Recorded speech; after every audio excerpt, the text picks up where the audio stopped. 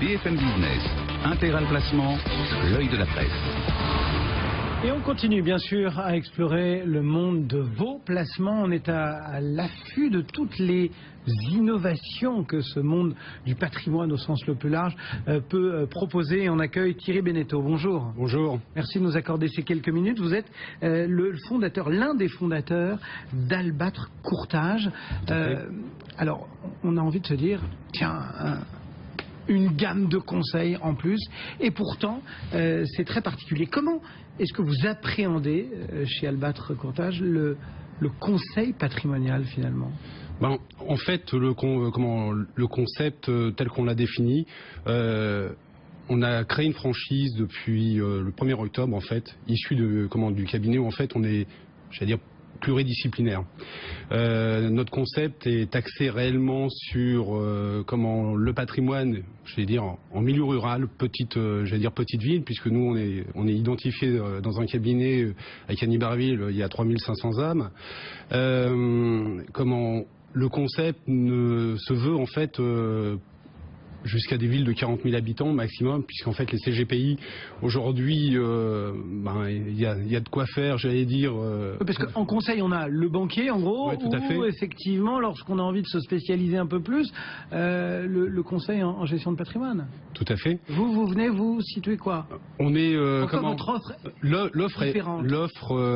l'offre déjà va être à la fois sur tous les produits CGPI, mais aussi sur les produits de prévoyance classiques, immobilier. En plus du conseil, on va amener une offre, j'allais dire, pour reprendre un terme de CGPI, une architecture ouverte, mais dans les solutions. Vous le disiez, vous mettez donc l'accent sur des petites villes, on va dire, sur ces villes qui n'ont plus tous ces services ou qui n'avaient pas ces services. En fait, on reprend les fondamentaux tout simplement. C'est-à-dire qu'aujourd'hui, je pense que les banques, comme les assureurs, en fait, font du volume de masse. Nous, aujourd'hui, ce qu'on veut, c'est revenir aux fondamentaux, amener du conseil avec des solutions, des produits qui sont proposés par d'autres fournisseurs. Ça peut être de la solution atypique. J'allais dire à faible volumétrie dans un patrimoine, bien entendu, quand c'est demandé, mais c'est aussi comment s'entourer de conseils. Et puis lorsqu'on n'a plus, j'allais dire, nous la maîtrise, j'allais dire, en termes de conseils, eh bien, on s'accorde les services d'un prestataire, d'un fournisseur. Est-ce que le fait de travailler dans un petit environnement comme une ville, vous le disiez, de 3500 habitants finalement, c'est peut-être plus exigeant en termes de conseils parce qu'on est finalement très connu? Bien entendu. Vous n'avez pas le droit à l'erreur, tout simplement. On est extrêmement draconien quant au recrutement parce que, comme vous venez de le dire, vous mettez plus de temps. Puisque les gens sont extrêmement méfiants en milieu rural, les gens vont à leur banque de façon, j'allais dire, instinctive. Chez nous, il y a un travail de bouche à oreille qui se fait mécaniquement. Ça va prendre du temps, mais par contre, au bout du compte, c'est la confiance. Et la confiance dans si vous faites un faux pas, on a le droit à l'erreur. C'est pas le problème. Mais si vous ne reconnaissez pas vos erreurs, vous êtes complètement spolié du marché. Qui sont vos clients? Est-ce qu'il y a des thématiques propres à ce choix du secteur rural, on va dire?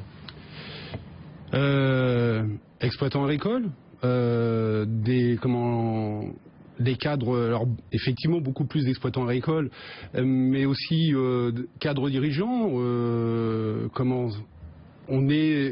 j'allais dire, ça va du particulier à l'entreprise. Puisqu'en fait, moi, ma spécialisation, c'est le conseil en entreprise, protection sociale en entreprise, chef d'entreprise. Mon associé, on est sur l'immobilier et le courtage en financement.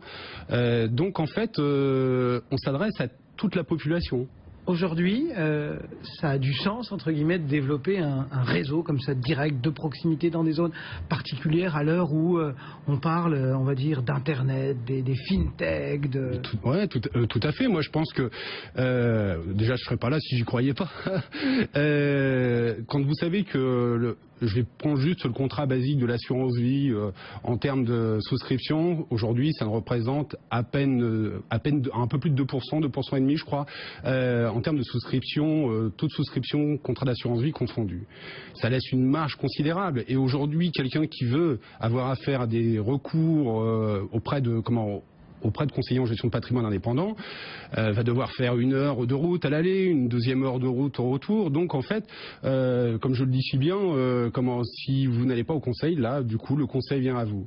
En amenant tout simplement, j'allais dire, une panoplie de produits, de services, en fonction de la typologie de client. Aujourd'hui, plutôt dans l'Ouest, c'est ça? Et avec une volonté de se développer ou... On est en phase de développement. Comme je vous le disais, on est extrêmement draconien puisque un premier contrat de licence de marque a été effectué sur Remiremont, un 2e sur Florac, un 3e est en cours sur Fauville-en-Caux, à une 15aine de kilomètres de chez nous.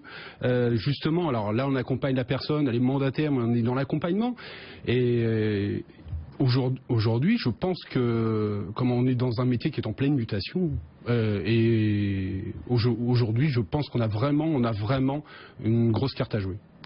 Ça s'appelle Albâtre Courtage et c'est donc du conseil patrimonial à taille humaine. Exactement. Son cofondateur Thierry Bento était en plateau avec nous ce matin. Merci beaucoup. Merci. Et des conseillers jusque dans les plus petites villes de France. Le CAC 40 qui progresse d'1,6% en ce moment. Accélération à la hausse, donc 4177 points grâce au cours du pétrole qui, plus de 24 heures après l'accord annoncé hier entre certains grands producteurs, se met à rebondir. Le cours du pétrole, le Brent notamment, à quasiment $33 en ce moment. Notez Crédit Agricole en tête du CAC 40 après ses bons résultats, des bénéfices annuels en hausse de 50% et surtout l'annonce vient d'une grosse opération de simplification de sa structure. Crédit Agricole donc gagne plus de 11%. Schneider Electric juste derrière gagne aussi 8% sur une publication et surtout des prévisions, des perspectives saluées pour Schneider Electric. Voilà le palmarès de cette séance donc de nette hausse à Paris.